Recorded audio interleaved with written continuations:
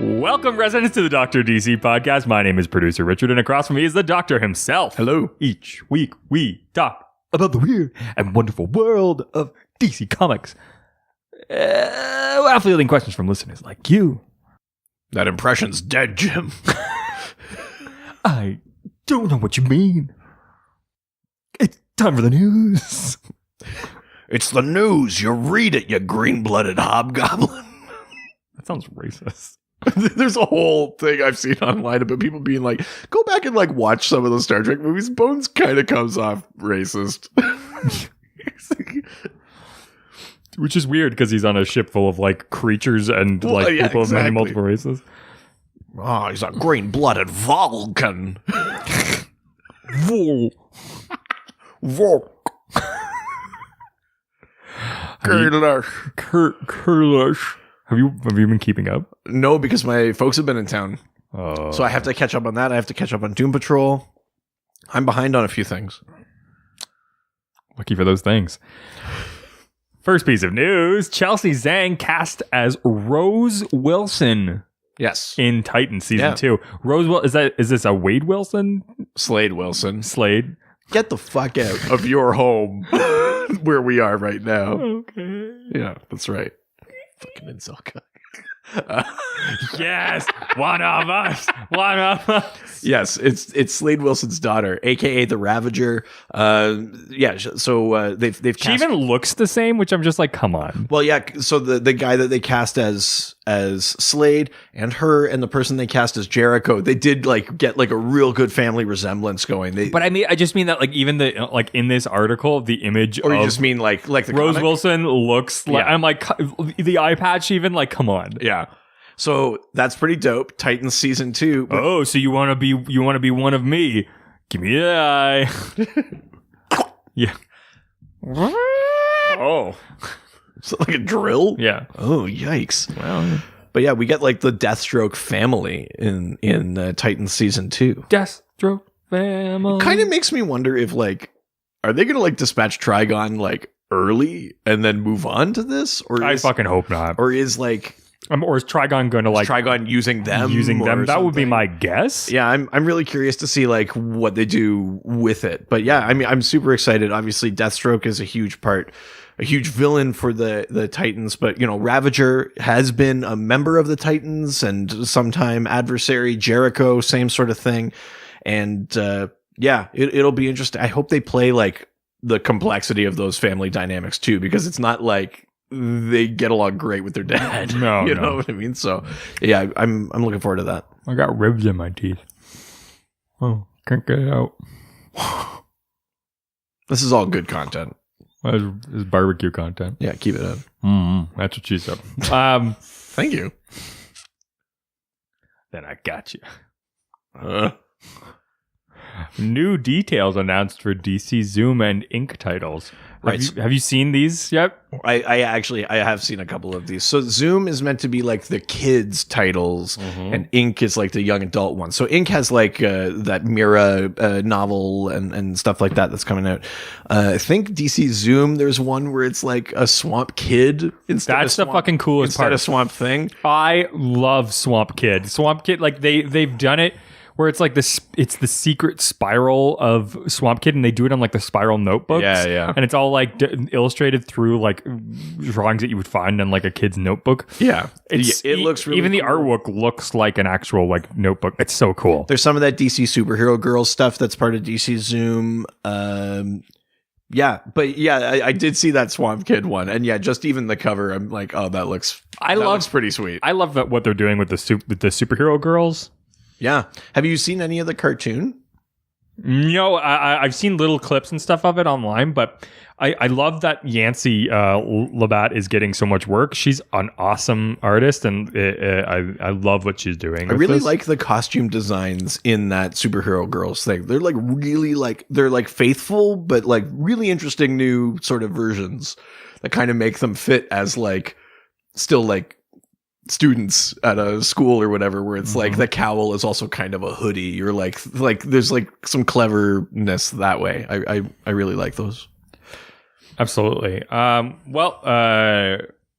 Staying on Wonder Woman type material. Sure. Wonder Woman 1984, the producer said it's not a sequel, which I think was really interesting. Like the actual, basically what they said was like, you're going to get some like gap between where you see her in the future and where you've seen her in the first Wonder Woman movie, but it's not like a direct, like this is the, like, because there's such a gap in time. Yeah. My guess is, well, and Patty Jenkins has been saying that from the beginning. It doesn't mean that this movie doesn't acknowledge anything that happened. Well, clearly before. It does if you're seeing like Chris Pine. Exactly. But yeah, I think it's the idea that like this is just a separate adventure. This is just another Wonder Woman story, another piece of her story. So instead of just being like where we left off and then carrying on, it's just its own thing. She was in a coma for the last 30 years and now she's ready. Yeah, that's right. But yeah, I mean, I'm super pumped for that. It's been pushed back to 2020, so we have to wait a little bit to get Wonder Woman 1984, but I'm pretty excited about that one. I love the first one, so. Oh, I'm so excited to see her in that, like in that era. I think that her in the 80s is going to be so fun. Yeah. Like you could, like stylistically, there's so much like cool shit that you can do with that. But it'd also be interesting to see a Diana that's spent like 40 years in man's world. You know, you don't have the like, oh, what the hell is ice cream thing from the first movie. Like, this is someone who actually understands this but is hiding among us, but also like hasn't like I like she may not necessarily have perfected everything the way that she has maybe in like modern times. Like she still may have a difficulty like hiding what she does on the weekends, like the way that they described it in Batman. Is it Batman v Superman that? No, Justice League. Oh, yeah. The way she was just like, oh, right, where she's working at the museum. Yeah, I'm also kind of curious. What, like, is she gonna have a job? Like, what kind of job is it gonna be? Right? Like, maybe she's gonna be like a wiener wagging girl at like the mall or something. Because that would be fun. I mean, I obviously don't want the whole movie to have this fight, but you know, if you're being deliberate and setting something in the 80s, I hope there's at least like a moment or two that feels like kind of John Hughesy. Oh yeah, like just something that is just very iconically, nostalgically 80s. And again, not the whole movie, but just some sort of nod, some sort of moment. I hope there's something kind of reminiscent of that. She has to solve a puzzle. The only way to do it is by finishing this Rubik's Cube. She has to stand outside the cheetah's house with a boombox. She suddenly like you think she gets stuck at a glass coffee table. She suddenly you think she's gonna have to fight this villain, and suddenly somebody throws down a sheet of cardboard. Starts like spinning on her back.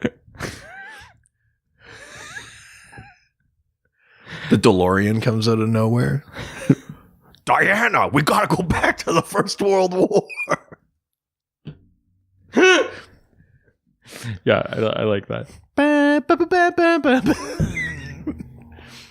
No, I'm super pumped for that. But, you know, if DC's marketing keeps the pattern that they had for Aquaman and then even for Shazam, I doubt we're even going to see a teaser trailer before, like, November or December. Really? Well, they held a lot of stuff back for both Aquaman and Shazam, I think, like, to their credit. Like, I think it's a good thing. They basically did the opposite of what a lot of like Marvel and DC movies had been doing for a while. So I think it'll be a while before we see anything like substantial out of that production, but that's probably a good thing. Do you think her cuffs are going to be like slap bracelets? That would be fucking funny. Or she throws like she catches guys using like skippets right instead of the lasso. This is like there's a whole I bet there's a roller skate sort of thing. There's gotta be, right? There's gotta be. That's the if they aren't already doing that for Birds of Prey. Oh, Because I could see like a derby kind of thing. Because Harley's got that going on in the comics. I could see them doing that. That's awesome. All right.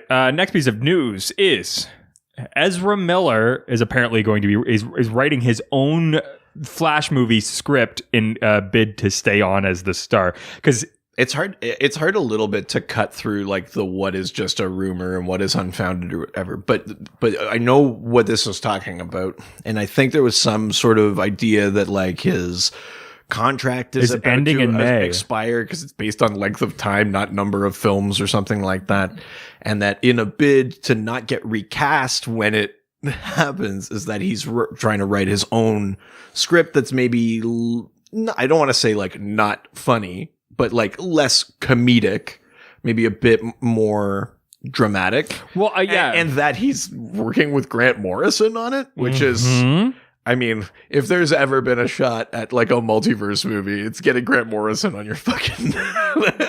I mean, I don't know. This just went from like Barry, you can't change time, to being like all of the berries of the Barryverse. Right? Like, which, I mean, yeah, I hope Infinite Mass Punch.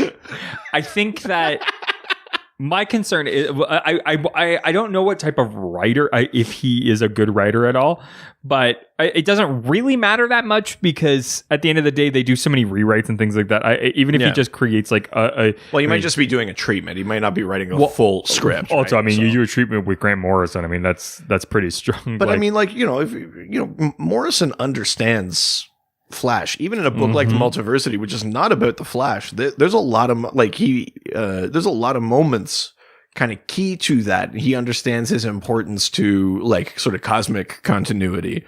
And he's also just like a fucking smart guy. He just knows DC. Well, he apparently, out, right? he like, has a huge passion for DC. He knows it all. So. Well, he had seen some treatments that were more comedic, and he didn't like it, and I think he understood that that's not who the Flash is. And yeah.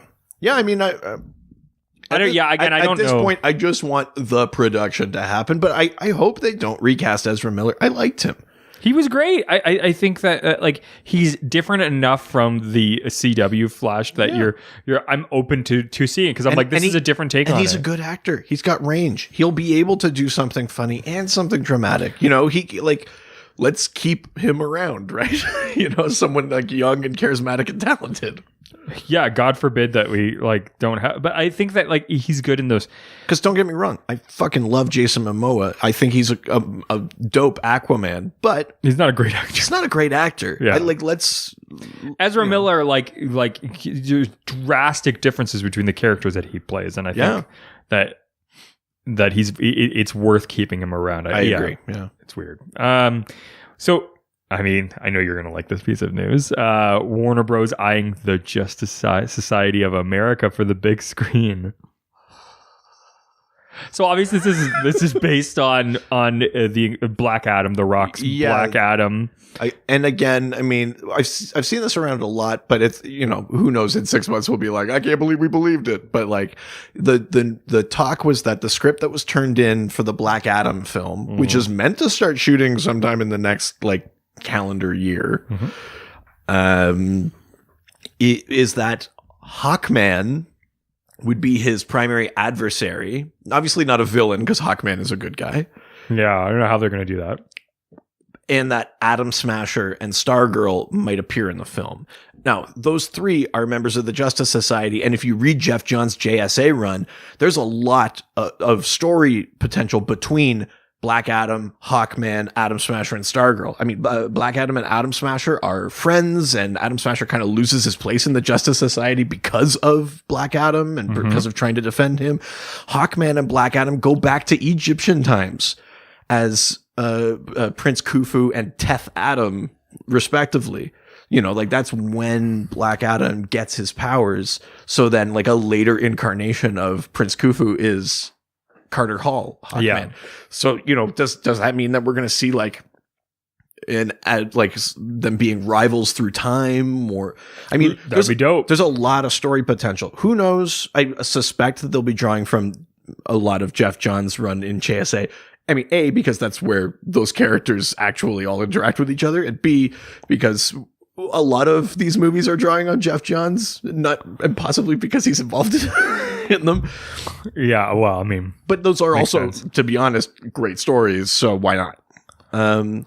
But yeah, I mean, if that's the first step to introducing other Justice Society members, that would be dope. Now, to flip that back to the talk about the Flash, you know, if the movies haven't set up a world where superheroes really existed in wartime or things like that. The Justice Society is kind of that generation, but is there a way to work a Jay Garrick in somewhere? Probably.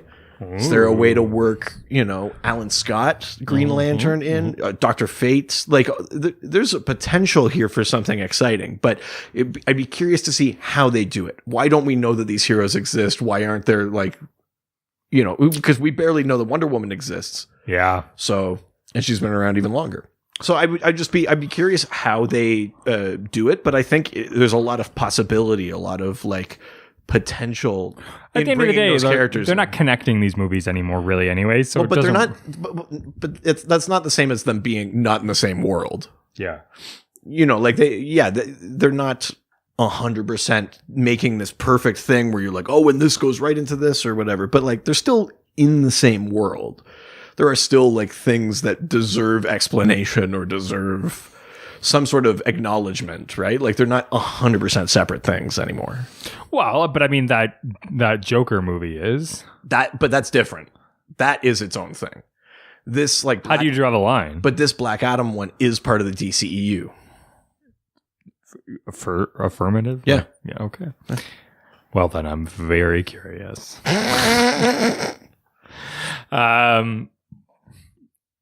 Speaking of justice organizations, nice.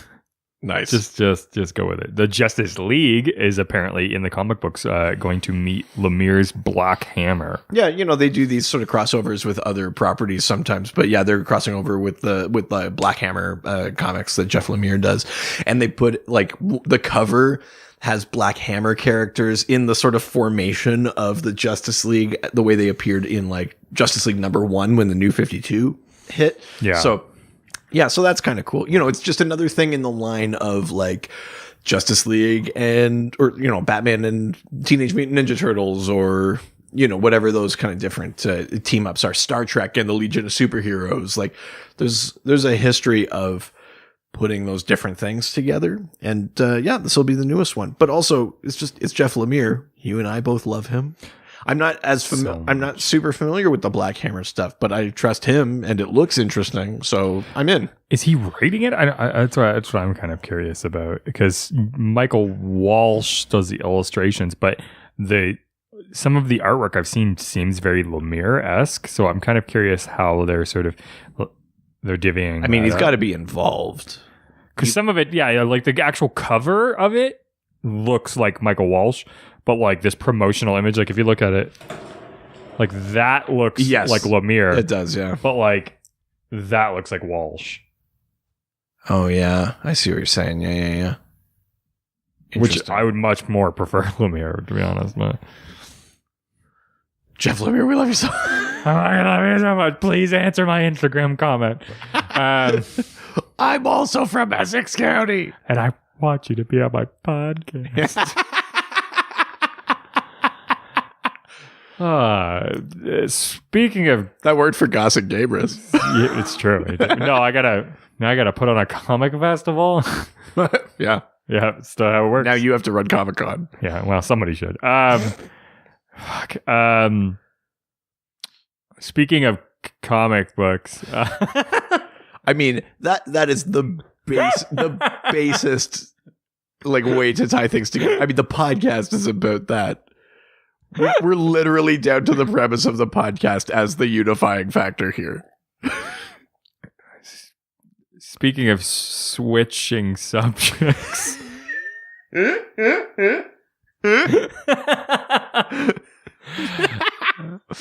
going to be a new service to bring free comics to the Nintendo Switch. If only I had one. Yeah, if only. I'm gonna put funny like colored money on the idea that it doesn't come to Canada. You just want to hurt me. Well, you have a Switch. I see how happy you are. It's true. And I hate that. Me being happy? Yeah. That's not what this podcast is built on. This is built on me trying to make you unhappy. I thought that was the whole template. Yeah. Yeah. I'm stoked for this. I think I'm very curious to know how it would look. Like, would you flip it up like that? Because that would make more sense. It would probably have different. It would be I bet you. I wonder, would have options like Comixology does, I would hope right? they do it like vertical rather than horizontal, because I think that makes more sense to layout wise. Yeah, I think so. But yeah, apparently that's a thing. Yeah, they described it as the Netflix of comics, which everybody's trying to release the Netflix of, which is basically Comixology. Yeah, exactly. But Comixology, you have to pay per comic, right? Yeah, the difference would be you'd pay for this service and then you just get what they have, and you get I think probably more access to. Do you think this is like a way for DC to salvage the fact that they don't seem to be able to make DC Universe work outside of the United States? Yeah, is this connected to DC? Well, but if you're launching a read all of our comics thing and you don't have Marvel Unlimited or DC. Yeah, I mean that's a shitty attitude to have too. There's lots to comics beyond the big two, but if you're talking about marketability, actually bringing in a bunch of money and the sort of commercial side of it, you kind of need Marvel and DC. Yeah, no, it's true. I mean, I'm up for it. I for me, I'm looking for a service like this for comics. Yeah, that's dope. Because at this point, it's a good idea if they can make it work. If they can make it work in Canada, then I'm there. I don't know why they don't love Canada, but I think it's these things because all of these companies are based in the States. They're we figured out how to make it work, and they're wait, your country has different laws. Well, yeah, that's the thing, right? You have different laws about copyright. It feels like fair use and all this kind of stuff. Feels like they never think about that kind of thing. When they get into these things, and it's just yeah, we've got America and Europe. Typical American. God damn, our listenership just plummets. Yeah, considering 90% of our listeners are probably American. You Yanks. And the rest are our parents. That's not true. Neither of our parents listen to this. I think your parents do. They go in and out. Your parent does. My mom said that she's... Oh, your dad goes in and out. I know that. Oh, God damn it. My mom said that she stopped listening because there was an element to the podcast she didn't enjoy. And I said... that element's no longer with us? That was 7 months ago. Oh! Well. Yeah. Did she at least listen to the episode with your dad? I don't know that she has yet. She's probably I hear enough of that shit in the regular days. She will, because that's a special one. I think they listen to the 100th because that's a special one. I think they're going to listen to the live one because that's, again, I think they sort of bomb in and out, as is convenient. As is most of our listener base. Next piece of news: Brian Hitch confirms that Hawkman departure, so he's leaving Hawkman. Yep, that's right. And is teasing 2 new DC projects. And we know very little about what those 2 new things except for that kid. He's got claws. He released a fucking sassy ass tweet about this. Pretty sassy. It was just I was gonna sell everybody. Instead, some bitch named Karen released the You're paraphrasing, but it's kind of what Karen. Yeah, my ex name was Karen. She was a bitch. Are you working some shit out now? Is that this issue 110? Ex-girlfriends as the theme? Why don't you want? I want me to go back to family? No, because there's some stories. No. But yeah, Brian Hitch as an artist, I actually really like. I gotta admit, I don't love him as a writer. His run of JLA in the last few years was a tough read for me. Yeah. I did it because it's the Justice League, and it's hard for me to drop things, but I didn't love it. Good for your baby. But I like his artwork. And his artwork on Hawkman has been stellar. Visiting all these sort of past lives and seeing all the different versions of That's Carter. Always fun, yeah. He's been really, really great. It's really, really consistent. So I'm sad to see him go, but there's always other great artists. I'm looking forward to whoever, takes up the mantle. As for what he's moving on to, I'm curious. I'm going to wait for those announcements because, like I said, I'm not necessarily a huge fan of the writing. So if it's him as an artist, I'm fucking in. But yeah. Yeah. Sad to see him go. Love to watch him walk away. Are you trying to imply that Brian Hitch has a nice ass? Yeah. Oh. Does he? I don't know. Type in Brian Hitch ass into Google. Type it. Very good typing. Not for you. Last piece of news. The Super Sons fly high in new DC graphic novel trailer. Yeah. I haven't watched the trailer. Have you? We talked about this before we started recording. It's kind of insane how many like ads and trailers for comic books there have been lately. Not for comic book properties, not for movies, not for TV, but like for actual comic books. Yeah, it's kind of crazy that is a thing now. I mean, I'm not. It's nice that they're trying to reach like a wider audience, but it's like it's a weird thing to see an ad. Now, I don't know if this is like We're an just ad. so not used to it. I don't know if this is an ad just like on web, because I have seen an actual commercial on the actual cable, because I have cable. Thank you, Patreon. Yes, that's right. Does not cover the cost. But I saw the Detective Comics 1000 like advertised on the actual TV, and I'm like, I looked at my wife and I'm like, this is so weird. She's just like, I've never seen this before. Like, yeah, I think you're right. This one is probably just web, but yeah, it's a Super Sons. Have you watched it yet? Yeah, yeah, it's cute. Like, I love the like schoolboy artwork that they have for it. Yeah. Like, I like the design for. I think it's Vixen. That's in there. I think like it's pretty cool. I think that the Wayne one is like, the Damian Wayne one is like so cool. Like he's like the rich kid. Like, yeah. And then the Superboy's got like the freaking he's got like the little like hoodie on, and it's very Damian Wayne has like a Harry Osborn thing going very on. much so. I like there's like a shot of him and he's like holding the two little like batarangs, and I'd watch this as a TV show, like, one, because the artwork's beautiful, but the Super Sons comic was a ton of fun. You know, like that relationship between John Kent and Damian Wayne is really great. Mm-hmm. So yeah, I like that they're running with that and putting other things out. It's great. I'm into it. They make very good sidekicks. Check you. That's right. If you're listening to this and you're like, wait a minute, wasn't the theme of last week's Sidekicks? Was it really, though? Well, the theme of last week was John Gabris and Tom Guns. Debatable. The theme of last week was The Dark Knight. Oh, poor Tom. The Dark Knight, I think. Does this talk about that? Poor Tom. I was listening back and it's so fucking funny. I forgot about the bit where he was talking about Heath Ledger, then you said he was going to kill himself. Oh Jesus. Because it was like noon when we recorded that. It was like, that's fucking dark. He's like, yeah, he said he was going to end it the same way he did. He was talking about the movie, and you went straight to real life. And I was like, no, he's going to kill himself. I know, Tom, it's fine. But if you listen to the live episode... But my name's Tom. We do talk about sidekicks. How many times have you listened to that episode?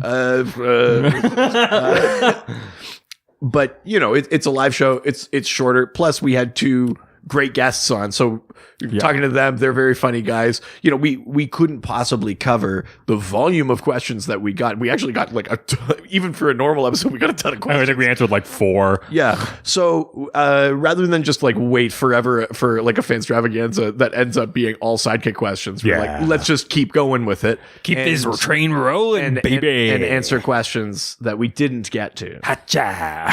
Nice. That's nice. Well, let's get into those questions. Sure.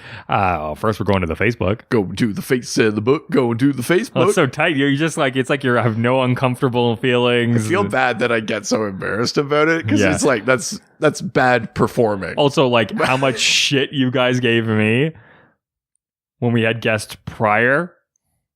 I don't know what you're talking about. Yeah, no, fuck yourself. I've never been anything but cordial with you. Oh my God. Fucking insult cock. First question comes from Richard Waltmass. It's a Did he send more than one question? Dude, I don't know. I don't think so. Gonna check the doc right now. Then we'll find out. Did you just pull up the thing you did last week? No, I didn't. I actually like legitimately updated it. That's why I'm like, I don't think so. I thought I deleted all the ones we had done already. You did, but I forgot to delete that one. Oh, okay. That's the only reason. Let's keep all this in. I want people to peek behind the curtain. Oh, God. And if you like this, subscribe to our Patreon. It's all just Richard updating the time. Me, this is me fixing this thing. Gonna fix this thing I can when I fix this thing. Fixing this thing. Yeah. Fixing. Yeah, let's put in a Patreon episode of you talking to yourself while you edit an episode. Yeah. Well, first we got to put it into Libsyn. Oh no, Levelator first. You don't want to skip that. It's an important step actually. If you want to learn about podcasting, Levelator is how you actually, surprisingly based on the name, level out the content. All right. Well, now that nobody is listening anymore, let's. Oh my friend, people haven't been listening for over a year. Almost 2 years. Oh my God. It's been so long. First question comes from Chad Bokelman. Bokel. It's been a while since we got to do that one. Yeah. Chad asks. Sounds good. Why do you... Fucking big surprise. Chad asks, why do you think Green Lantern doesn't have one? Don't get mad. Fucking... Big surprise. So the question is, why do you think the Green Lantern doesn't have one? And then he goes on to say, sure, the Ring chooses the bear, but we've seen one-off stories of GLs who have a protege who they train to be worthy. And if they're not chosen, at least there's a trained hero left on the home planet to protect the people. So I think that that is actually a character that I would love to see with a sidekick. I kind of agree. I mean, I know he's not forgetting about this. If I say that he forgets about it, he's not going to like that. But he's forgetting about Pieface, the racistly nicknamed sidekick that Hal used to have. Why is it racist? What's about Pieface? Well, because he called him Pieface because he was like of Inuit descent. So it's like an Eskimo pie. Like that's that's the link. The racist connection. Yeah. That's a bad Muppet song, by the way. Someday we'll find it. The racist connection. No. No Italians. No. No. Polacks and me. All of us. But yeah, I mean, so like there have been like non-superpowered quote unquote sidekicks. Alan Scott, the Golden Age Green Lantern, had a guy named like Dolby Dickles. He was like a taxi driver or some shit like that. Like they had people kind of like that. Actually, in the Green Lantern movie, great film, Taika Waititi plays a version of that character that used to be just called Pieface. Oh, really? That like Tom Kalmaku. But in terms of like a powered sidekick, I mean in the Silver Age and that you have the opportunity to have partners and things like that, right? Because they're law enforcement. But the idea of a sidekick, I mean, I guess technically you can have like a mentor and a mentee, right? There are more experienced lanterns and there are younger ones that need guidance and things like that. But I think having them be a specific sidekick is you're almost saying like, as long as I'm around, you're never going to be someone, as opposed to, I just happen to have more experience than you, allow me to teach you and make you better so we can be equal partners. Because that Green Lanterns series, even though Simon was a lantern for longer than Jessica, that's really about them working together. Yeah. And that they're both kind of rookie-ish in the core. So I certainly in the modern era, and we talked about this last week too, I mean, sidekicks as a concept are kind of going away. Because even the sidekicks that exist, people like Robin or Kid Flash or whatever, they're on their own team.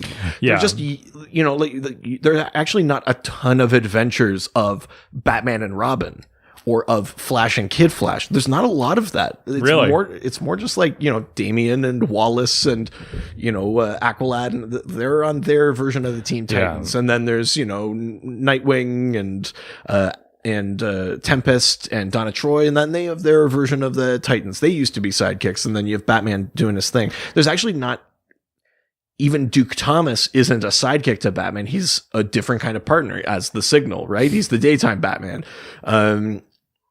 And then there's like Joseph Gordon-Levitt. Well, he can only be nominated for daytime crime fighting awards. So, but you know what I mean? Even the notion of the sidekick is kind of gone in modern comics. But then to compound that with the Green Lantern Corps doesn't make sense. They're all law enforcement officers. So yeah, there's a brief element of training or things like that, but really they're meant to be equals. So, that having a sidekick doesn't really make a ton of sense. And also, if they're law enforcement, you can't have a sidekick who's not law enforcement. Like, unless, I guess unless it's like fucking Castle, where someone's like, I'm an alien, I write novels. Can I like join you on a sting? Like, but even still, they're like doing crime fighting. But you know what I mean? Like, I can't just go to like the RCMP station and be like, can I kick the door down? I'm your sidekick. They'll be like, no, like we're professionals and we're like. I like that you made it regionally specific, isn't it? Regionally, all of Canada has the RCMP. Yeah, but RCMP is only the police in the Western. Don't worry Canada. about it. Just, if you want to be... You're thinking too much. Baby, I don't pay anything. You keep me stuck. Oh, Jesus. Yeah, don't fucking go down that route unless you want to. Well, fair enough. Yeah, I learned my lesson. Should know who you're talking to. But that's, I think... you've learned your lesson. I think that's my answer to that. It's just basically that because they're a core, it doesn't make sense. Yeah. But it'd be still pretty cool.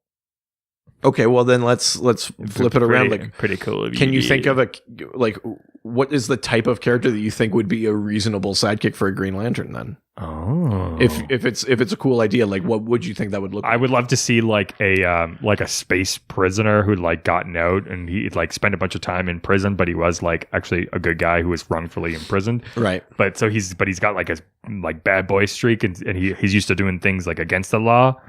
That would be really cool. Right. Yeah. So how? Look, don't fucking throw logic down here. It has no place in this podcast.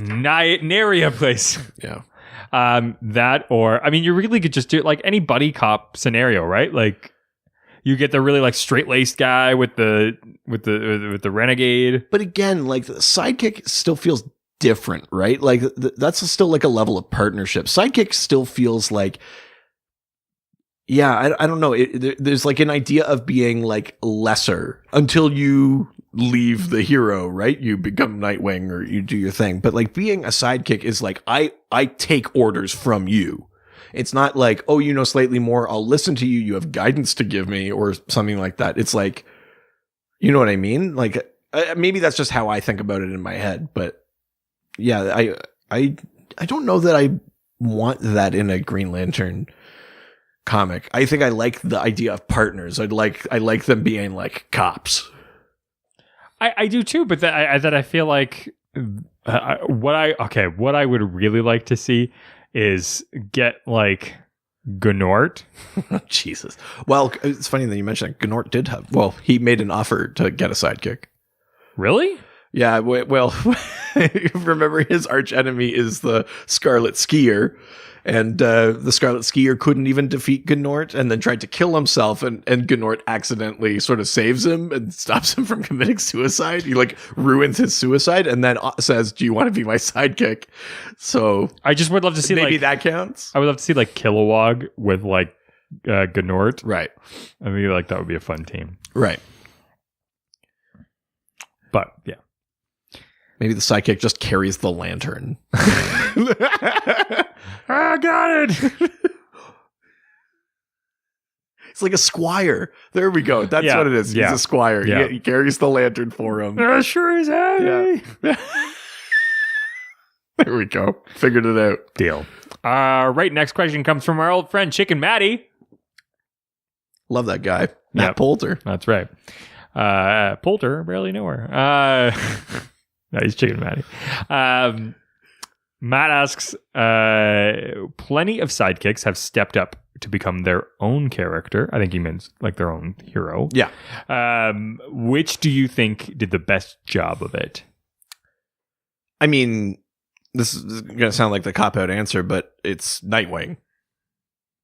Dick Grayson was the original Robin, and then was even Robin when he left Batman, and then found his own identity during the Judas contract event in Teen Titans, and became Nightwing, became his own hero, had his own city that he he goes to Bloodhaven and defends that, and he's a trusted member of the Bat family, but he's like the one who graduated. Like everyone that came after that went on to their own things sort of followed the Grayson model. Like he's one of the first to do that at all. Yeah.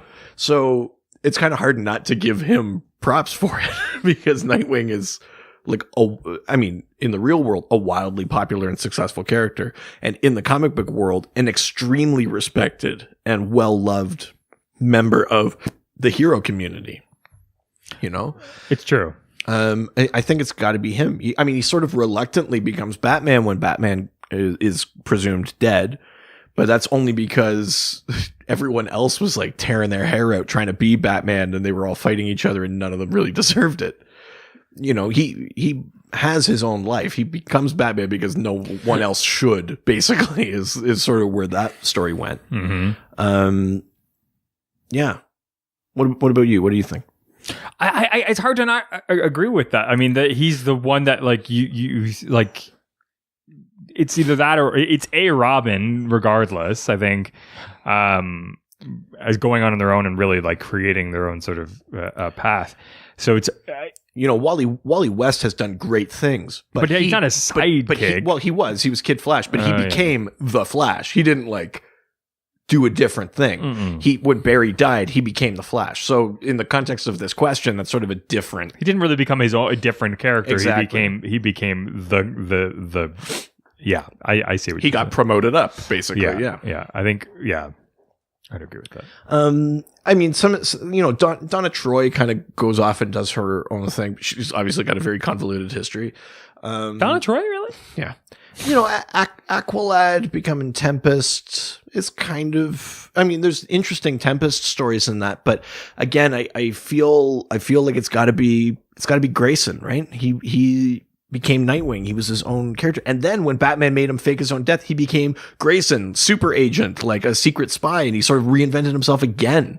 And then he also did the thing that Wally did, and he became Batman. Like Grayson's been able to like reinvent himself in a new identity multiple times very successfully. So I think I got to give it to him. Yeah, without a doubt. All right, let's go to the next question. Comes from Andrew Delgado, the most interesting resident. I can't remember. Did we say that about him or about Sebas? Because they're the same voice. You're poking holes. Cut this part out. You know that this podcast is content-wise flawless. No, I think you're mistaken. It's Andrew Delgado and Roland Sebas. You see the difference? There's very subtle. Yeah. They're two different people. That was a masterclass in voice acting. You racist. They're different people. How did you make this anti-me? I hear what you say. Hell, you know those guys. They're all the same. Someday we'll find the racist connection. No.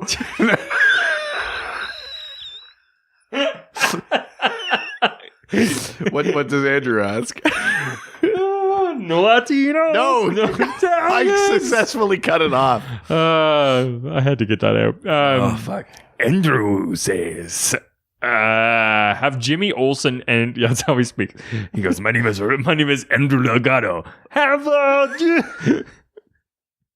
You guys.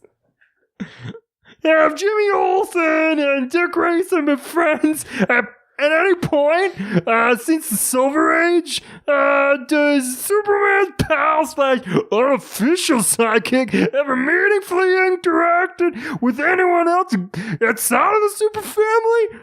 That was Andrew Delgado. I actually thought it was a really bad discount Bobcat Goldthwait. Right. So are Jimmy and Dick Grayson friends? Not really. As far as if there's going to be a super sidekick friend, it's like it's not going to be Jimmy. You know, Tim Drake and Connor Kent are very close. Yeah. Actually, if it's someone from the Superman family that Dick is close to, it's probably Superman himself. Like, they are decent friends. And have had some really like sweet, tender moments. Nightwing actually calls himself Nightwing. This is a retcon story, of course, but he names himself Nightwing because there was a Kryptonian hero named Nightwing, like a hero of Krypton. Oh, really? Called Nightwing. And so he names himself that after that hero because he and Superman have a relationship. That's probably the member of the Super family that Dick knows best. Yeah, Jimmy is not really friends with those people. You know, like Lois has more of a rapport with the Justice League than Jimmy does. Jimmy's kind of kept to the outside of that because Lois actually knows his secret identity. Jimmy doesn't, right? Oh, yeah. So like that's a big part of that. In terms of, sorry, what was the second half of the question? I'm sorry, you didn't understand it. Well, I mean, it was barely English. But does Superman's pal and official sidekick ever meaningfully interact with anyone outside of the Super family? I mean, he does, but only in the way that because he is Superman's pal, he ends up embroiled in something else. You know what I mean? Like, yeah. It's not like Jimmy and Barry are good friends or anything like that. He doesn't really have those connections beyond that. He's usually in the line of fire. And then, you know, if the Justice League is there, then there might be those little moments or things like that. But no, Jimmy really isn't, like part of that world or part of that group. And again, I think it's mostly because he doesn't really know who Clark is and everyone else does, right? Like it'd be like the one guy at the party that doesn't know the joke. Like it's kind of be on the outside. Absolutely. All right, let's go to the next question, which is from Adam Upper. I hardly know her. That's right. Who's the best and worst sidekick? Oh, just straight up. Yeah. Do you have an answer to either of those? I think it depends on what your parameters of best sidekick are. Sure. Because, I mean, like, Jimmy Olsen will just do whatever Superman says. And so, I mean, there's some, like, there's something to be said for that because he literally is the most loyal, I think, of all of them. Right. Okay. At the same point, he's also the worst because he doesn't have any abilities. He can take some photos. So I think that's a really, really tough. Yeah. Best sidekick. If we take it as, performing the role of sidekick, I think it's a toss up for me between Wally West as Kid Flash and Tim Drake as Robin.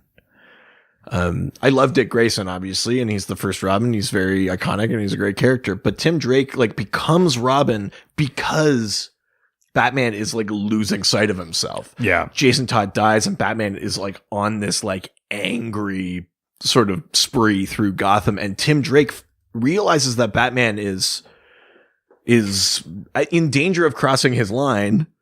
And he, on his own, figures out who he is, breaks into the Batcave, and it's like, you need a Robin because Robin does this for you, keeps you human. I will do that.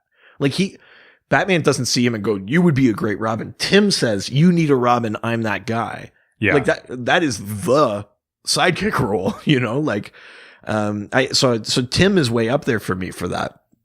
And then also because he is not only a great fighter, but he also embraces like the tech. He's smarter than Bruce in terms of the tech, and he's maybe the best detective as well. You know, he as a sidekick sort of handles as many things as Batman does, which is not the case for the other ones.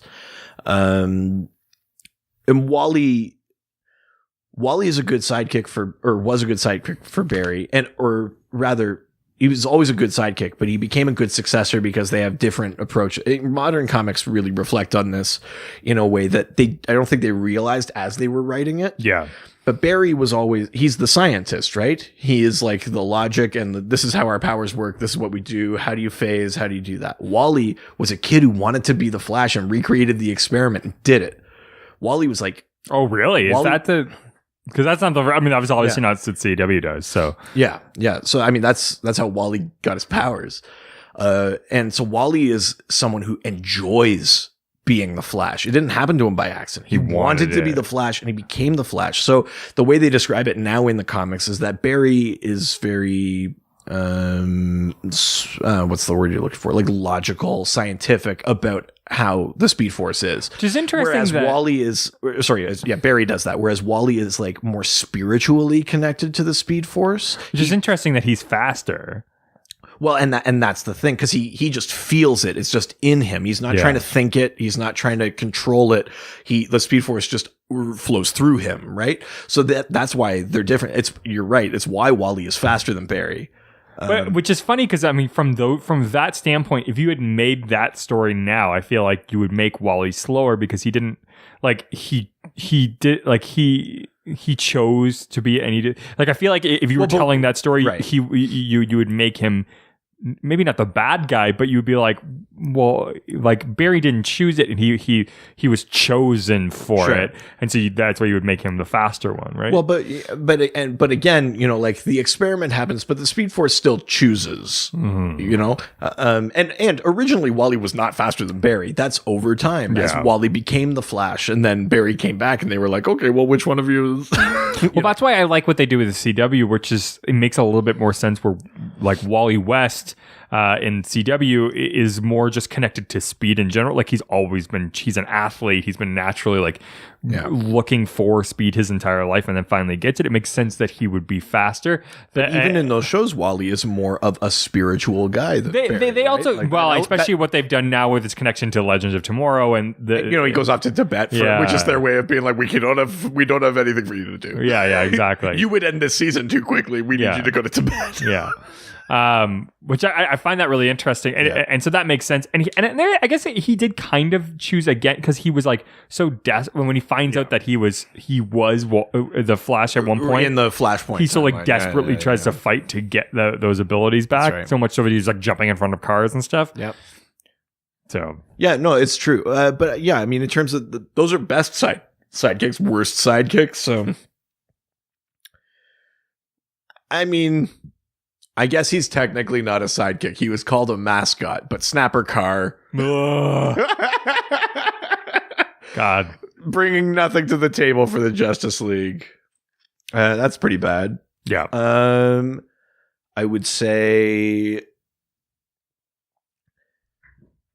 Ooh. I'm trying to think of another, just a bad sidekick. Well... I like this character in general, but she is admittedly a bad sidekick because she's not good at fulfilling the role of sidekick, and that's Stephanie Brown, who is the spoiler. She was briefly a Robin, and she was Batgirl for a little bit as well. Stephanie is a great character and a great crime fighter, and she is talented and awesome and dope. But as a sidekick, she's fucking bad. Really? She takes one of Batman's like long-term plans to take out all the crime families in Gotham, which if Batman hasn't done it yet, it means it's not done. Yeah. And she takes that and she tries to make it happen, but it's missing a component, which is Bruce playing his informant that where he is infiltrating the mob as matches Malone. And she's missing that piece. And it starts a gang war in Gotham. Jesus. And she almost gets killed. Or she does get killed, but it's comics, so she doesn't really get killed, like that sort of thing. Yeah. But like, that's bad sidekicking. You know, like her intentions are good. She wants to prove herself, you know, she wants to show that she can handle stuff. But that's bad sidekicking. That's not letting the hero take the lead, if the role of sidekick is to do that. You know, other characters are bad that way too. Damian, I would argue, is not a great sidekick, except to Dick. He's a bad Robin with Bruce, I think. But with Dick as Batman, they were actually a good team. So there's a few of those too. And if you're talking about like actually being a good sidekick, there's a few that are like, they're good characters or they're interesting characters. So narratively, they're neat, but like bad at the teamwork thing. You know, Absolutely. you could say the same thing about Roy Harper and Oliver Queen, but that's not Roy's fault. Is it like Oliver's a bad mentor? Yeah.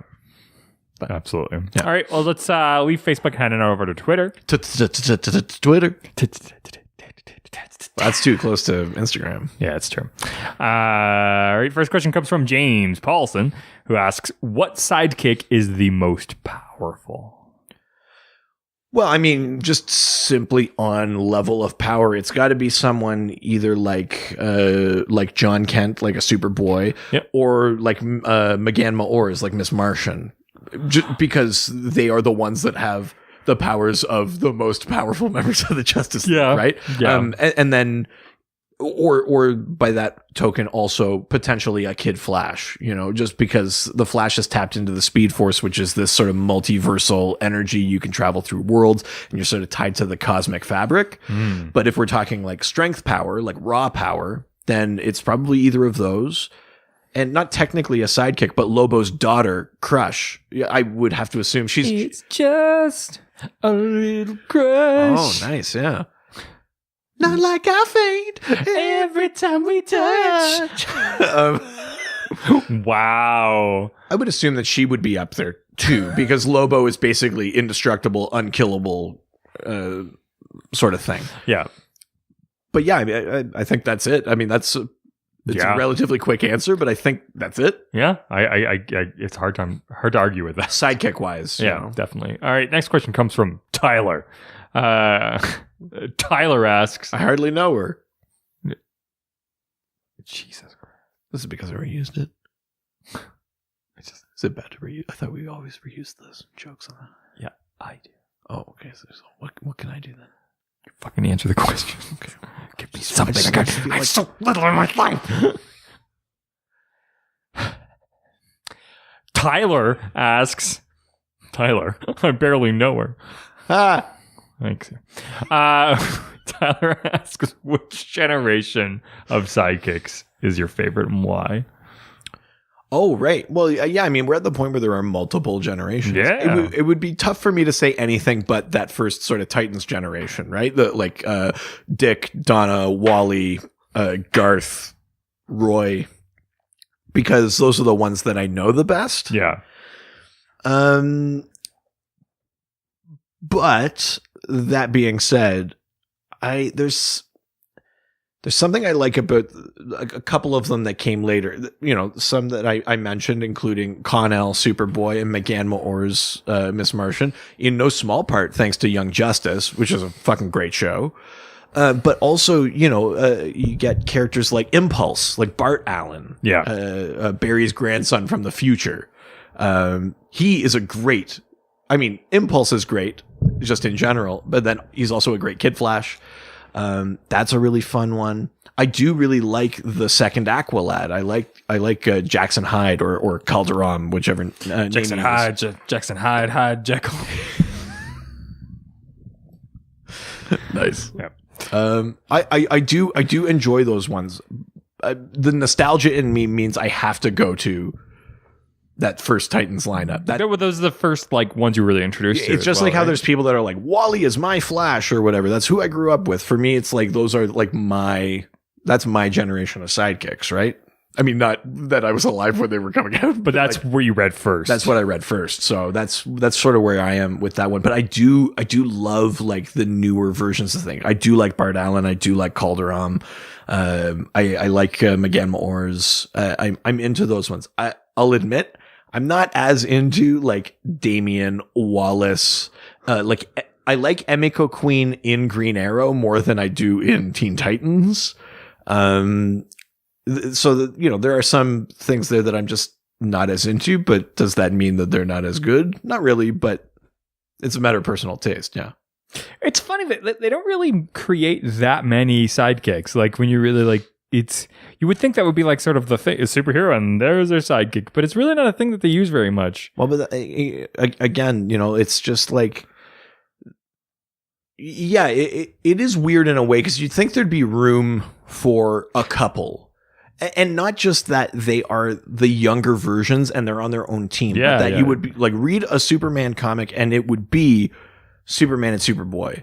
I mean, there's a bit of that with John Kent, but Yeah. But with other characters, right? Like we haven't had a Batman and Robin book since like 2014 or something like that. Weird, right? Like you would think that it would Robin's be right come for in and stuff out like that. depending on the story, but it's just Batman, right? Because Robin's doing his own thing. Or in Detective Comics, you have a team where they're all meant to be partners, and Tim Drake is Red Robin, or that sort of thing, right? The idea of like an actual sidekick is really rare. Well, and then you look at like Marvel, who just like doesn't almost use them at all. Yeah, I mean they've basically abandoned the premise entirely. Just I mean weird. DC, for the most part, has. Other than the fact that there are people that sort of just wear the mantle and are a younger version. But it's not like they're working as sidekicks, right? Yeah. I think the last one that really felt at all like that is Oliver and Emiko Queen as Green and Red Arrow. Yeah. That one felt like it in the Green Arrow series. Yeah. But beyond that, yeah, you're right. It doesn't really happen. It's kind of like a dead trope. Yeah. Which is unfortunate because I think like the like saying sidekick, maybe that's the thing that like turns people away because then it just brings up having teammates or having partners. I think that is still relevant, and you see that in books like Detective Comics or Action Comics or Green Arrow, right? Like Green Arrow works with Black Canary and they work with Emiko Queen or they work with John Diggle or whatever, right? Like you teams are a thing. Partners, but it's the idea of maybe being like having sort of more equal investment in the crime fighting, in the firm, you know what I mean? If it was a business or something like that, instead of just being like the coffee, the guy that gets the coffee, it's like, no, you're like, we're actually both going to make decisions in this. And that's sort of the shift. And I think that's just what modern comics are. I don't hate that, but it is weird when you think about it to be like, oh shit, where did the sidekicks go? Yeah. Like I feel like we're due for a resurgence. Yeah. I think, and someone will be like, oh my God, it's so revolutionary, because everything cycles back, right? And I think the first person to really just make a book where it's like Batman and Robin, person and sidekick. Yeah. And I think it will help if it's not Batman and Robin. Yeah. Like let's pick a character that doesn't have a sidekick, give them, or doesn't usually have a sidekick, give them one. Or one that used to have one and we haven't seen them in forever. But Aquaman and Aqualad have not teamed up. Like, I was just going to say, in comics for fucking ever. Like you could do something with like, I mean, I don't think you've played it, but maybe you've heard about it. The new God of War game. Boy. Yeah, well, but something like that, like, ooh, you say to boy in that. I know. As soon as I said it, I was like, I didn't like that. No. Yeah, I know. It's the racist connection. Yeah. But I feel like you could do something really similar to that with Aquaman and Aqualad. Yeah. Where I think that would make a really like interesting book. And I feel like that's proven that it's a really like dynamic and interesting content. But yeah, I think I'd like DC execs. I'd like to see like a weird side character that's not one of the main ones too. I think that would be interesting. Like there's a new version of Aztec, but it would be cool to see her have a sidekick, not someone that also gets the helmet and gets all of the knowledge and the powers and works for the Q Foundation or whatever, but like to see Aztec work with someone else, I'd be a mentor because she herself is still figuring out like what is her role as sort of like the champion of Quetzalcoatl. It'd be neat to see that, I think. Absolutely. I'd be into that. All right. With that, the Dr. C podcast will be back after this quick break.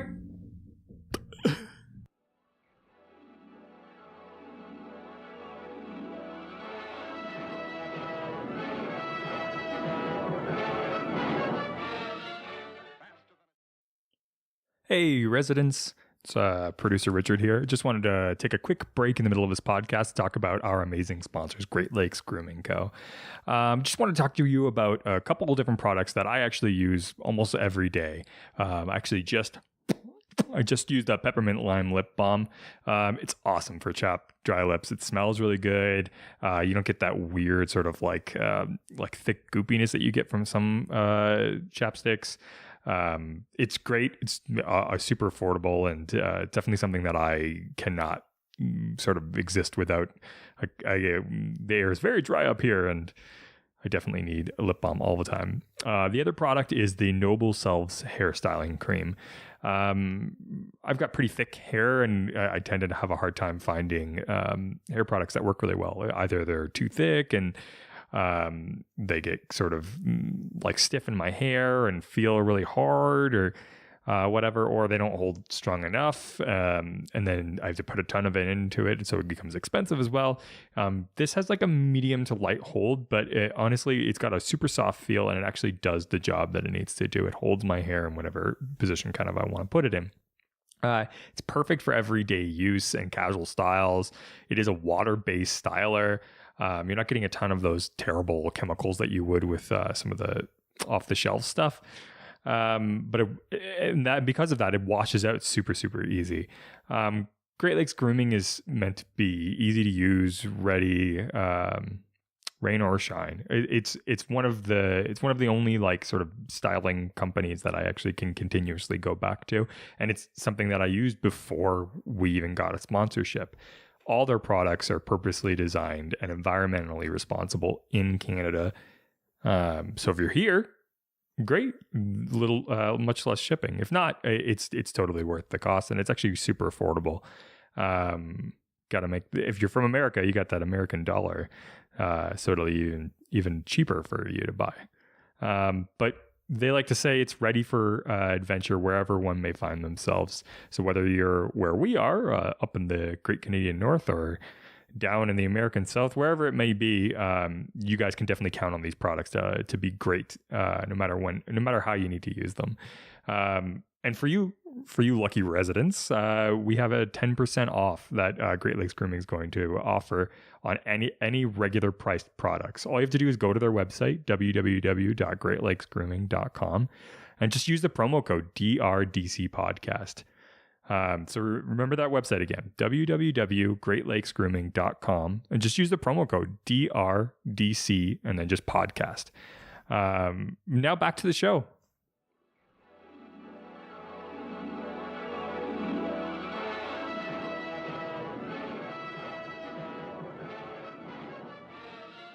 Faster than a speeding bullet. And we're back. Hey, Ho, hip hop, hooray! ho, hey, ho. Boom, boom, boom. Boom, boom, boom, boom, boom, boom, boom, boom, boom, boom, boom. Boom, boom, boom, boom, boom, boom, boom, Say it. boom, Ha, boom, hip hop, don't stop. So the bang bang boogies are up, chuck the boogies in the rhythm of the beat. We are If he was not so cool. Yeah, obviously. Why didn't we do that at the live show? Oh God, and all the chicks. Speaking of cool, heading on over to Instagram. Now we're going to Instagram, take some questions and answer them. Yeah, so cool. Like jazz. Birth of the cool. It's the start of this podcast. Yeah, like jazz, it's about the amount of cool we aren't showing you. Yeah. If you think that it's uncool, it's because all the cool is the stuff we're not. That's doing. what we want, man. Yeah, it's all the Free content. your mind, It's man. all the content we're not giving you. Free your mind and the rest will follow. Speaking of cool, first question comes from it's the coolest K-Cross 202 For life. for life, who asks, what sidekick do you think could replace their hero and do it better? So let's not include, Robin. well, I was going to say, let's not include people that have already done it. Yeah. Dick Grayson's been Batman. Wally's been the Flash. Let's not include people like that. Donna Troy's been Wonder Woman. Yeah. Who would be a better version? Aqualad? I would not Garth though. Not the first Aqualad. Yeah. I think Calderon has the potential to be better than Arthur.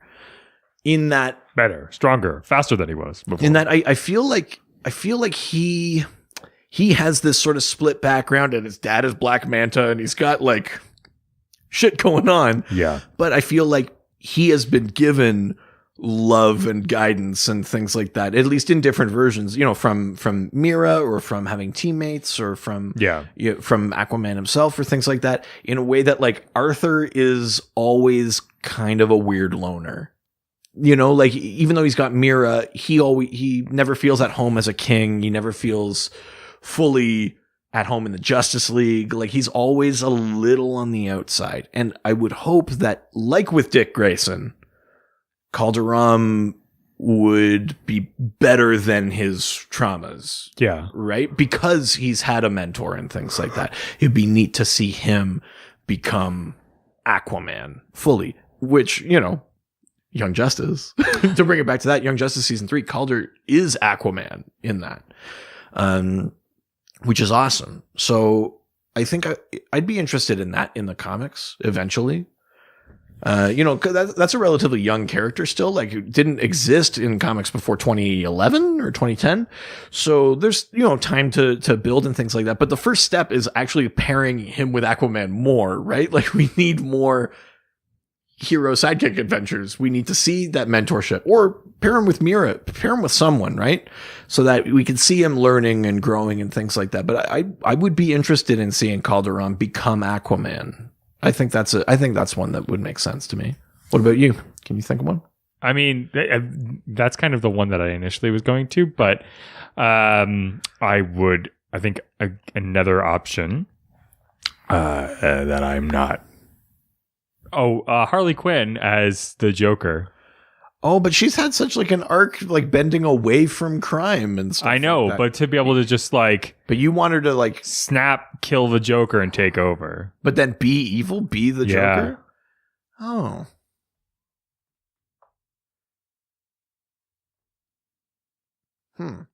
And then people don't change, and she was just bad the whole time, and then it's all been a ploy. I mean, that's a grim moral. Well, But okay, but if we're talking about better, like Yeah. what do you see as her? I As, feel what like would she bring to she- being the Joker that the Joker didn't? she doesn't have the connection to Batman the way that Joker does.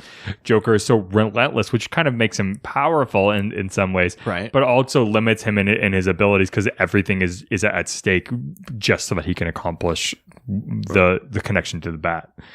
I think Right. that she has all the knowledge that he does, and but has more will, and is able to accomplish the things that he has because she doesn't have that connection to the Bat. Right.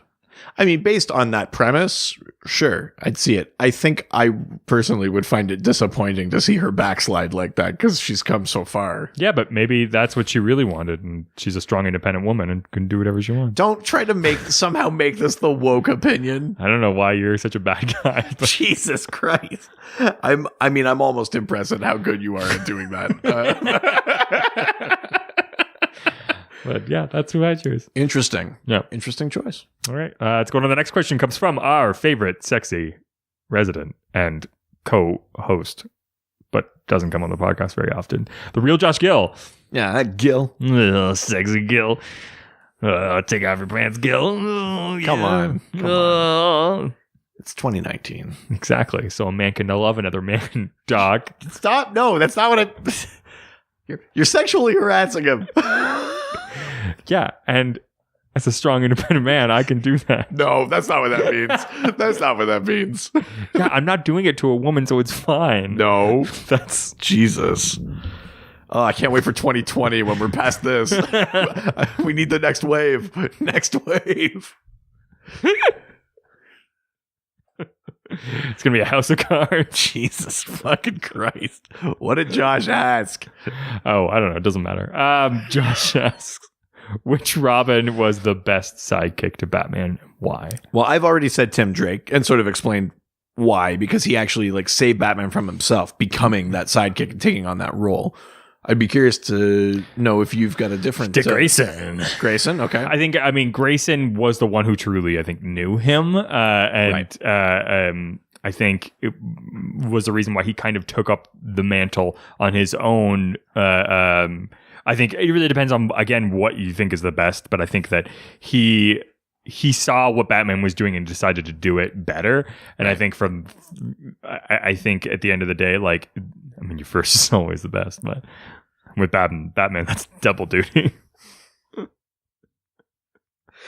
So you think like when the Graysons were killed, you walked up, you'd be like, you never forget the first time that's both your exactly. parents are murdered in front of you. Yeah, exactly.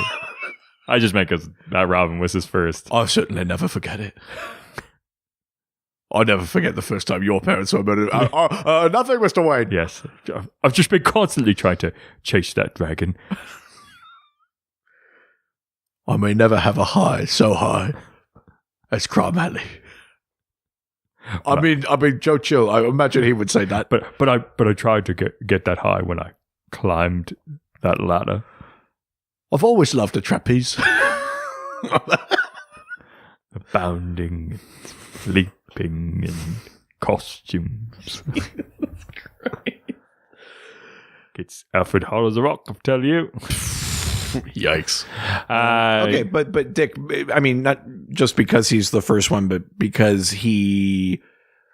You think... You're the first. You think... You're the last. My everything. You think like an indicator of a good Robin is like what they become afterwards. Yeah. And I think that he had the purest experience. And he took all of that sexual trauma and turned it into... No, why? No, that's not what happened. It's not what happened. You can keep denying it. I mean, whatever you deal with in therapy is their problem. It's not what happened. There are so many horrible things in the world. Let's not make more things horrible. You're thinking a few years there's going to be a book called like Leaving Wayne Manor. Oh, that's a really good joke. It'd be funnier if Gavers didn't say it first. Oh, fuck, he did. Oh. God damn it. Yeah, he's better at comedy. I can't deny that. Let's move on. Sure. Robbie's just this guy. Robbie doesn't know why you keep asking that. Robbie didn't bury those people. I get it. Robbie just wants to be a normal person like everybody else. Robbie just is chill.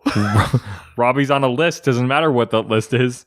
If it's on the internet, it's available for everybody to see. Robbie's not allowed to fly. Robbie's not allowed to certain feet from public buildings. Why is that always where you go? Because it's comedy gold, baby. Is it? It is for me, and that's half the reason why. That's 90% of the reason why I do this. I was going to say why you don't do comedy. Yeah, no, I don't do comedy because I need to have a career in this city. Yeah, sure. Okay. Robbie's just this guy asks, who are the best sidekicks who've fallen to the dark side? Jason Todd? Yeah, I mean, I guess it depends what you mean by dark side. I really like Roy Harper. Like, do you mean dark SEID? Yeah, well, I mean, like, Roy hasn't gone evil, but Roy has an edge to him. Roy has a bad relationship with his mentor. So if that's kind of what you mean about, like, maybe they, fall out of their mentor's good graces. But I mean, that's partly Oliver's fault. Yeah. But I was going to say, I'm like, Speedy. But, Roy, like, that's... I don't know. I would kind of count that. He didn't go as dark as Red Hood, but like he's a guy with like trauma and issues, and Oliver was a bad mentor. Did not help him. I think heroin is a pretty good darkness. But I guess what I'm trying to say is that darkness doesn't necessarily mean murder. So to me, I would say right. I would say Roy. Roy's probably maybe the one I find more interesting. Certainly between him and Jason. Yeah. What about you? That's kind of, that's where I would have leaned. Yeah. I think, I mean, obviously Red Hood, like... Yeah. And before, like, the New 52 and stuff like that, like, Roy had done so much work, to dig out of that, right? Yeah. And he ends up, he's a father. He has a child with, like, sort of his arch enemy, Cheshire. And they have a daughter, Leanne, and he's worked hard. He becomes a member of the Justice League. He becomes a hero in his own right. He steps out of the shadow of Oliver Queen. He kind of forgives him. He moves on. He becomes a better person. But there's a whole period of time there where things are pretty dark for Roy Harper. And I think that partly makes him compelling. But the most compelling thing is how he got out of it, right?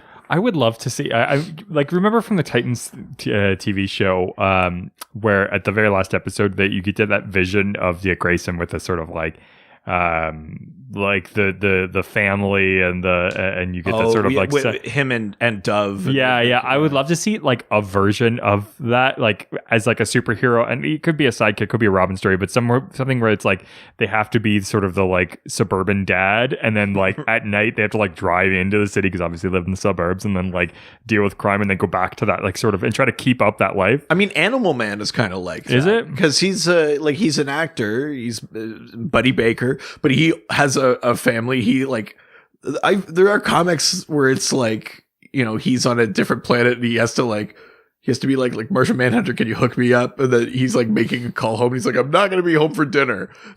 Like, there's like, That's awesome. like that's that might literally be a thing that happened in Justice League United. Really? In the Infinitus Saga thing where they teamed up with the Legion. I think that is a literal thing that happened with Animal Man. I would love if he really like pushed into like the house, like the Valley of the Dolls, like very much Right. like that sort of like, and really focus in on that, and then it ends up that like those worlds kind of bleed together at the end of it. And I mean, there's a weird element of that, at least in the first few episodes of that Doom Patrol show, too, though, right? I haven't watched them yet.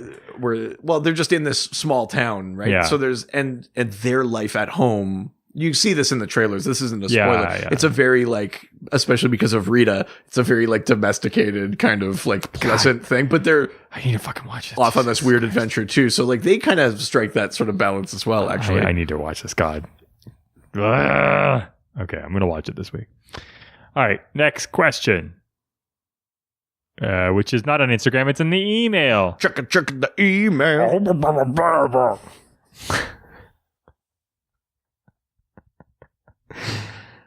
The question comes from Matthew Daly. Dally. It doesn't happen on the weekends. It happens daily. Daily. It's yeah, I know, but I was saying it like that. So So when I said it wasn't the thing that fit the joke, you just did the joke anyway? yeah, Okay. good. Fuck yes. Just shoehorn that fucking punchline in. You goddamn right. Hey guys, is there a hero who you would like to see get a sidekick, or a sidekick you would like to be teamed up with a hero?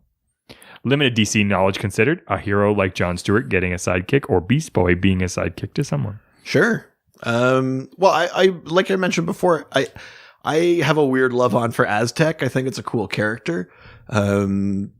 Very briefly, Aztec, the Ultimate Warrior, has this sort of high tech suit made by this thing called the Q Foundation, which is like the modern version of ancient Aztecs had like a guardian to protect them against the shadow god Tezcatlipoca. Yeah.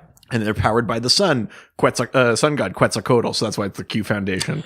So, but every time you put on this, so you wear this suit, you can shoot energy blasts and stuff like that. But the helmet contains all of the memories and knowledge and abilities of previous Aztec warriors. Yeah. So there's a new one, and she's relatively recent. She just showed up in like Steve Orlando's run on Justice League of America, and then briefly also in Wonder Woman. And I think I'd be interested in seeing, maybe it's someone that also works, Q Foundation or something like adjacent, maybe someone who's technologically savvy or someone that can bring something to the table that Aztec can't. And part of the Aztec thing is that they're meant to fulfill this prophecy. But how do you know when you've done that? How do you know what form the Shadow God takes or who the Shadow God is or when they're beaten? Because the previous Aztec thought that they did it when they went up against Mageddon. But there's obviously a new Aztec, so like, that prophecy is not fulfilled? Yeah. Or is it? And we're just going to do this anyway. So it may be interesting to see someone who has some sort of maybe connection to the world of prophecy, someone magic or something like that. So you have someone who's very high tech and someone who's very magical, and they're both on this quest to fulfill this prophecy. That might be interesting to me. Yeah. Yeah, absolutely. Maybe someone like a character like Tracy 13, who's more really of like a Phantom Stranger adjacent character. But if you had Aztec and Tracy 13 or something like that on this adventure and figuring out whether or not the prophecy has already been fulfilled, that might be kind of neat. Yeah, absolutely. All right, the last question. Wait, did you not have one? Is there like a sidekick or someone that you'd want to see as a sidekick, or a hero that you'd like to see I would love to see Ralph Dibny get one.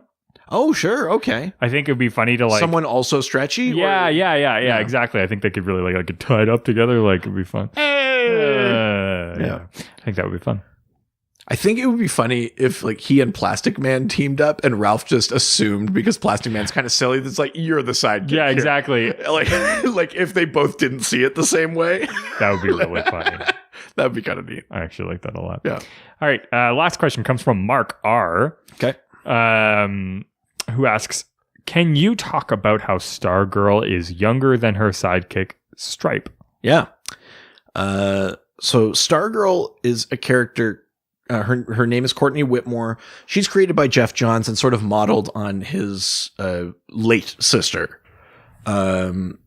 But Stargirl is interesting because she actually inherits the mantles from two different lineages. She's partly the successor to the Star-Spangled Kid, who was a Golden Age hero, member of the Seven Soldiers of Victory.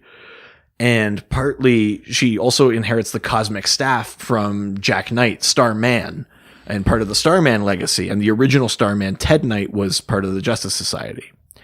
But basically, Courtney's stepdad, Pat, she finds like the cosmic or what's it called, this like sort of belt that enables her to fly and stuff. She finds the cosmic staff, but it's like her stepdad Pat used to be the sidekick to the Star-Spangled Kid, where he was Stripesy. So it was the Star-Spangled Kid and Good Stripesy. Lord. They were both members of the Seven Soldiers of Victory. Okay. Pat was always an older sidekick. Like the Star-Spangled Kid, Sylvester Pemberton was younger than him.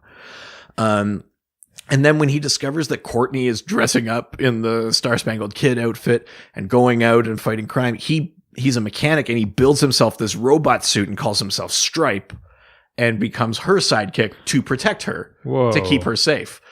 So he is, I think, the only example of a sidekick older than their hero, certainly with like that much of an age gap. Yeah.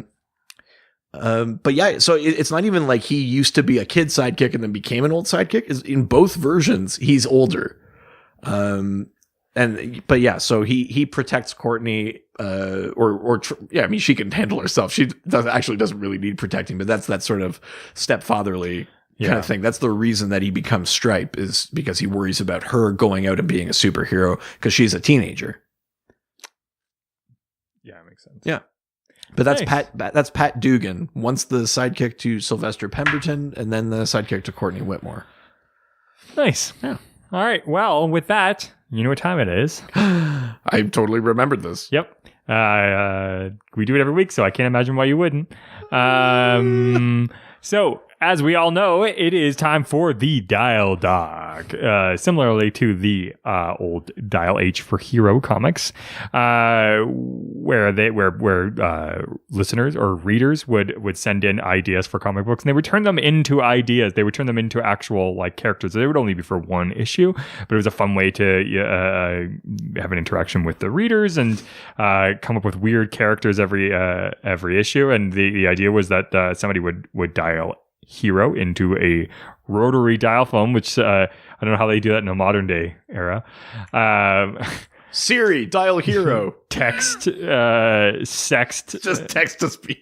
yeah, Speech to text. yeah, Sorry. emoji hero. Eggplant emoji. Yeah, exactly. But yes, so we try to come up with our own heroes every week. So, do you have one? If not, I do. Oh, sure. You go first then. My character's name is Allseer, Okay. which is actually a blind person Sure. who can produce a flash that temporarily blinds everybody around them. So Right. you get sort of somebody with a disability on there, which is fun. Yeah. And they obviously they take something that would seem like it was an issue to normal people, but that's how they live their life, and so they have the ability to adapt. And it's like Daredevil, but they can make everybody else blind. I too. love that. And even before Daredevil, there's a character that kind of does a thing like that. It's slightly different. But Dr. Midnight is a member of the Dr. Midnight. Good make Oh, right. he's a member of the Justice Society. He basically gets his vision flipped where he can only see in the dark. Oh, okay. And he makes these things called blackout bombs that Yeah. take the light out of the space so then he can see and no one else can. Yeah. So this is Yeah. the opposite of that. No, I love that. That's perfect. I'll see it. That was a remarkably good one. Oh, you know. You actually planned that one in advance. I right? did not. I just thought of it in the last question. Fuck your improv skills. It's getting better every day. No, they're not. Mine is called Popesicle. Popesicle. Yeah. Like a frozen pope. Well, yes. He he's like the anti-pope a little bit because he draws his power from the ninth circle of hell. Oh, Which in when Dante- hell froze over. Which in Dante's Inferno is frozen. Yeah. Because Satan is trapped and is trying to in this lake that's frozen but it's trapped by himself. Every time he flaps his wings, it actually the wind freezes the lake. So he's like the architect of his own misery. But this, because he's sort of like an anti-pope. He's like a grunge pope. He's a good guy. Like a Constantine Pope. Yeah, like a pope that wears, I was going to say a pope that wears leather, but let's not go too far into that. But yeah, so Popesicle basically has ice powers, but they're divinely based, right? They're from the worlds of heaven and hell. Okay. Did I pull it off? You somehow did. I don't understand how you made that one into a character, but you somehow did. It's cool Pope. Well, it's Like better Jude than... Law, cool Pope. Yeah. Sexy Pope. Sexy pope. Oh, yeah. Oh, young pope. Yeah. Yeah. I wouldn't go to the National Post against him. Jesus.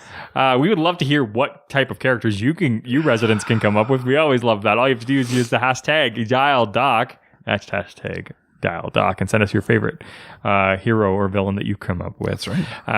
Or you can just send us a question for the next week's episode, which is going to be... Well, next week's episode, we're going to be talking all about The Dark Knight. The Caped Crusader, because Detective Comics... Oh, yeah. I'm like, the movie? Really? No. Sorry. We're bringing Tom Goss back on. The actual character. We're going to be talking about Batman because Batman's 80th birthday and Detective Comics 1000 are, as you're listening to this, March 27th. That is what's happening right now. So next week we're gonna dive into that.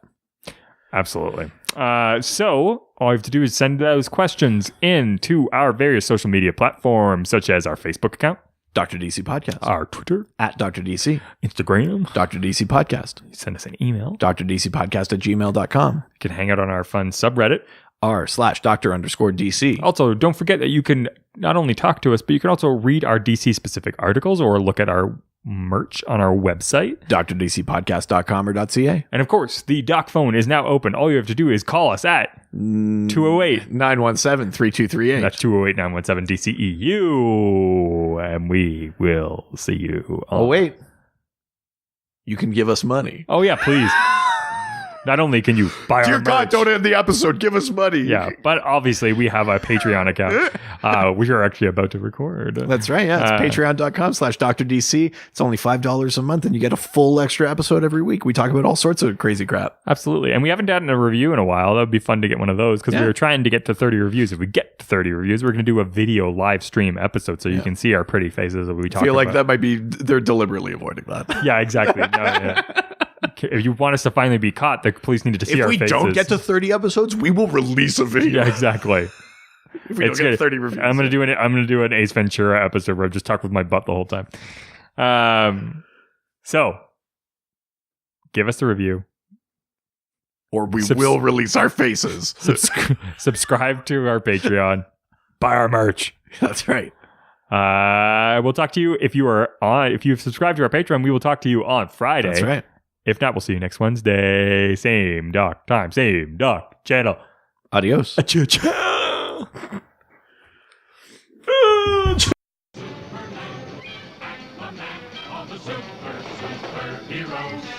They always fight for what is right. Live with danger and adventure. They are men of might. This was a Brain Freeze podcast.